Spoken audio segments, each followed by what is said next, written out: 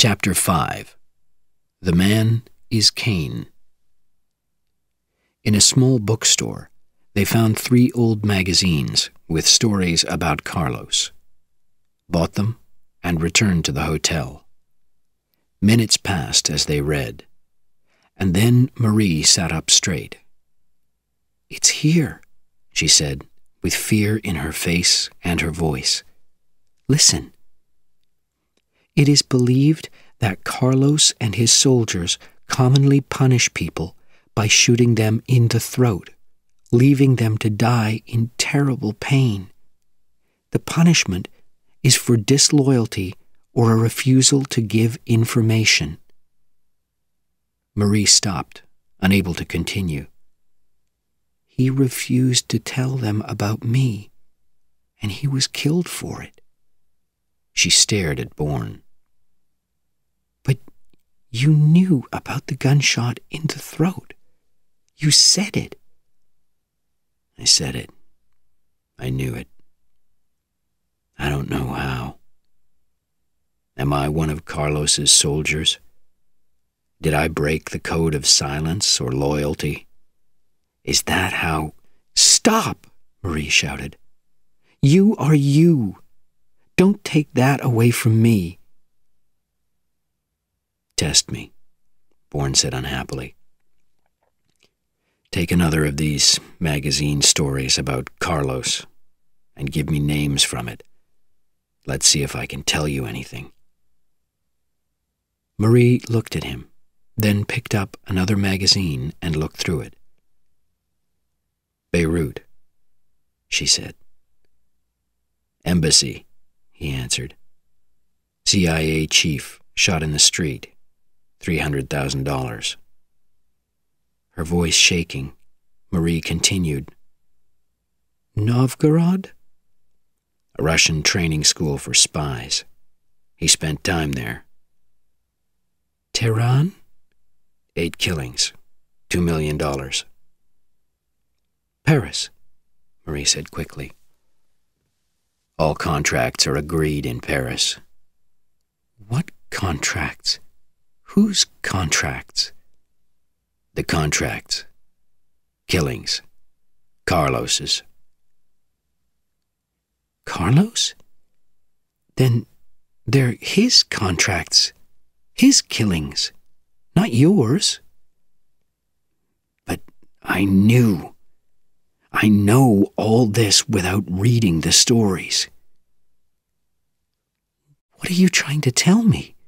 You're Carlos?" "God, no. Carlos wants to kill me, and I don't speak Russian.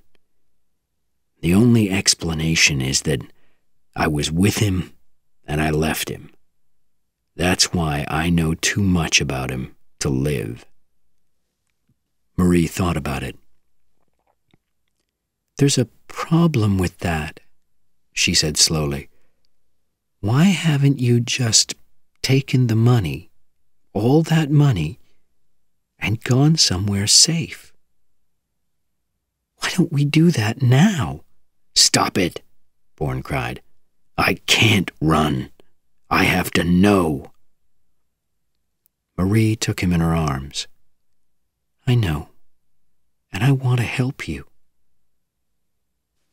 At the lawyer's office, arrangements for receiving the money went smoothly after Bourne increased the amounts that would be paid to both the lawyer and Damacool.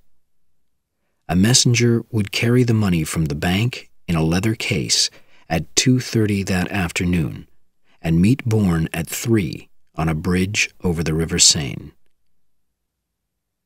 "We understand," Marie told the lawyer finally, as Bourne's financial advisor, "that the special instructions with the account must be followed, but the timing must be to Monsieur Bourne's advantage. If not, I would have to report unacceptable activities that I have witnessed in the banking and legal professions here." Back in the hotel, Bourne checked his gun while Marie phoned the Canadian embassy and spoke to Denis Cobalier. "That's strange," she said after their conversation. he didn't know about Peter. He did find out about the telephone number that Damacourt gave you, though. It's a private line belonging to a fashion house called Les Classiques. It's a store, really, but all the clothes are designed by a man called René Bergeron. By 2:15, Bourne was sitting in a taxi opposite the bank when a van drove out of the car park and parked in front of him. 15 minutes later, a man left the bank with a leather case and climbed into the van. "Follow that truck," he told the taxi driver, "but keep 2 cars behind it." The driver looked worried. "I work for the bank," Bourne explained. "I need to watch the truck." When the van stopped in traffic in a small street, he jumped out and ran to the van door, gun in hand. He shouted the code words through the door and ordered the van to stop. "I've been told to meet you at the bridge, monsieur," the van driver said, opening his window slightly. Bourne heard the low voice of a man in the passenger seat. "It must be at the bridge. We have orders." And then another man. "The messenger?" "I want to keep my job. I'm getting out." The messenger stepped out into the street, and Bourne threw himself against the door, knocking the second man back inside. "Give me the money," Bourne shouted at the messenger. "It's yours, sir. They wanted to find you. I meant no harm." The van door crashed open again, and Bourne saw the face of Carlos's soldier, one of the killers from Zurich, and a gun staring into his eyes. He threw himself on the ground, turned, and fired twice. The killer fell. Bourne pulled the leather case full of money from the hand of the terrified messenger and ran. Soon after passing the money to Marie and changing into more expensive-looking clothes, Bourne was at Les Classiques. It was a beautiful store on one of the best streets in Paris, employing beautiful women. Only a middle-aged man sitting in front of a switchboard at the bottom of carpeted stairs looked out of place there. Bourne walked around, admiring the clothes, until he saw her. It had to be her, a tall, cold-looking older woman who was walking down the stairs. Immediately, Bourne started to play the part of a rich man choosing the most expensive clothes for his girlfriend. The woman looked interested, and she waved the younger assistants away. "You have good taste," she told him. "These are some of our designer's finest works." "I'll take these 3, he told her, "and maybe you could choose a few more similar ones. I've had a long flight from the Bahamas, and I'm very tired." "Would monsieur like to sit down?" "A drink would be nice," he replied, "and I'll pay cash." A smile appeared, but did not reach the woman's eyes. "Then why not have that drink in my office? It's private, and I shall bring more clothes for you to look at. I am Jacqueline Lavier, manager and partner in Les Classiques." She held out her hand. "Thank you," Bourne said, taking it, but not offering a name. He was sure that the woman in front of him was the carrier of messages of death. They went upstairs. On the 7th step, Bourne paused. Below him, the middle-aged man was speaking on the telephone. The back of his head, the way his hair fell over his ear. Bourne had seen that man before. Explosions, darkness, and then sudden light. Where was it? Why was his head again filled with pain? "I see that you are interested in our switchboard," Madame Lavier said. When a customer phones Le Classique, the telephone is answered by an educated man with a full knowledge of all our products. Gentlemen especially like that. They reached the office, and Bourne was given a drink before Madame Lavier left him to find more clothes. Bourne looked quickly at the desk. Bills, receipts, an address book. He could not memorize that. Then he noticed the corner of a small card showing from under the telephone. He moved the telephone to one side. There were 2 telephone numbers on the card, one for Zurich, the other clearly Paris. He stared at them, memorizing them, then moved the telephone back. He was sitting comfortably again, his drink in his hand, when Madame Lavier returned with a thin-lipped man of uncertain age. Both were carrying boxes. "This is our designer, René Bergeron," Madame Lavier introduced him. "He helped me choose these clothes. And you are Monsieur—" "Briggs. Charles Briggs," Bourne replied, having no idea where the name had come from. After Bergeron had left, he made his final choices and handed Madame Lavier 6 5,000-franc notes. "Have you thought," he asked, "of opening a store in the Bahamas, in one of the finer hotels?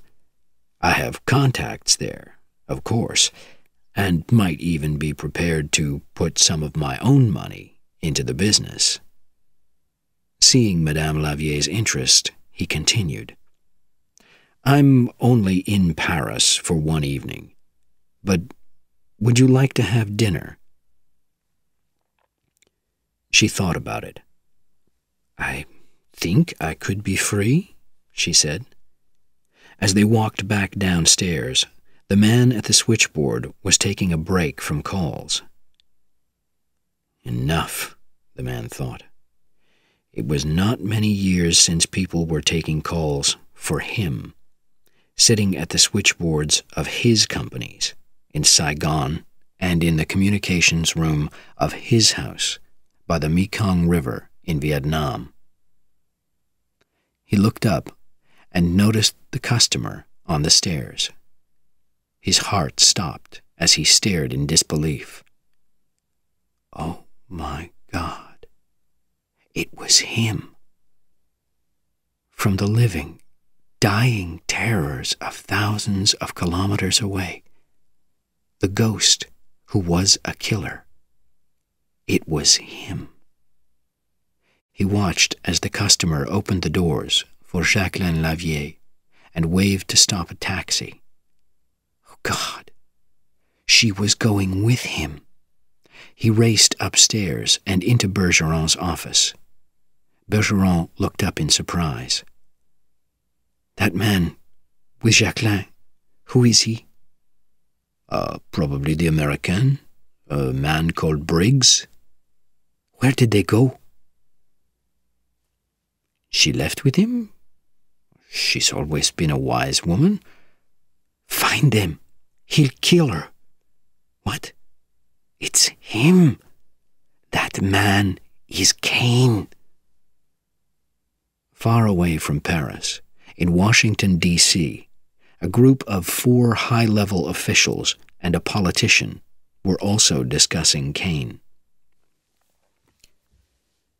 Our information is that he was in Brussels, not Zurich, 10 days ago, said an officer of the CIA. A man was killed there, and the method was Cain's. But we have a report from Zurich, restated an army officer from the Pentagon. 4 men were killed there, including a man called Chernak. He is, without doubt, connected to Cain.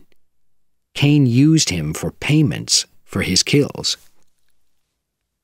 My worry is that too many recent assassinations are being blamed on Cain, said the third man. What happened to Carlos, the most skilled assassin of our time? We shouldn't forget him, but Carlos's time has passed. David Abbott belonged to the secretive special group of 5 men who were responsible for the country's relationships with foreign powers. Kane is the new man. We must use all our informants, ask for the help of all European police forces, and catch him now. There have been too many killings. It has to stop. The only politician in the room was looking confused. I've been listening to you discussing an unbelievably dangerous professional assassin. My question to you is, who is he? Who is this Kane? The silence lasted for seconds, while eyes found other eyes and saw agreement. He's a professional assassin, and his skills are for sale, the CIA man told him. We can be certain of 38 killings that he is responsible for, and 12 to 13 more, many of them the deaths of other killers, are probable. For a few months recently, we thought that he too had been killed. But you don't know who he is, the politician asked. You have informants. They must know something. No two descriptions have been the same. We do know that he holds meetings at night, in dark rooms or streets. He speaks English and French and Vietnamese. You know more. The politician moved forward in his chair. You know where he came from. From Southeast Asia, we believe from Operation Medusa. The CIA officer pointed at an envelope on the desk. These are the Medusa papers that might have information about Kane. Medusa was a very dangerous secret operation behind the enemy lines during the Vietnam War in the late 1960s. Teams of people, well-educated, but all a little crazy, and often even criminal, destroyed enemy communications, looked for prisoners, and even assassinated village leaders who were working with the communists. Most of them were killed, but some stole a lot of money from Medusa. Kane's codes and method of killing make us think that Kane is one of the men who worked for the United States on Operation Medusa in Vietnam.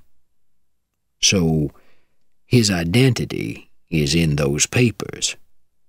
Yes, but more than 200 white males disappeared during Operation Medusa, and we don't know which one he is. We think he's American, but we don't even know that. Kane was working in Southeast Asia until a year ago, when, for some reason, he moved to Europe. I wonder, said Abbott, if he was jealous of Carlos. In my opinion, he moved to Europe to show Carlos that he was better than him. If that's true, we should find Kane and then sit back and wait. When Carlos tries to kill him, we can take both of them. The others agreed, and the meeting soon ended. While they were preparing to leave, Abbott pulled the Medusa papers toward him and looked quickly through the list of names. Where was it? He was the only one in the room who knew the name. Yes, it was there. Bourne, Jason C. Last known position, Tam Quan.